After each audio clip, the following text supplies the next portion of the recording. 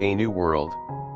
Eye hath not seen, nor ear heard, neither have entered into the heart of man, the things which God hath prepared for them that love him. 1 Corinthians chapter 2 verse 9. At the close of the Bible we encounter these words, "And I saw a new heaven and a new earth, for the first heaven and the first earth were passed away." A new world is coming.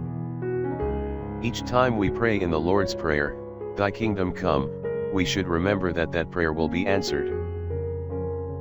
Heaven is described as a new creation in which we shall move in new bodies, possessed of new names, singing new songs, living in a new city, by a new form of government, and challenged by new prospects of eternity with social justice for all.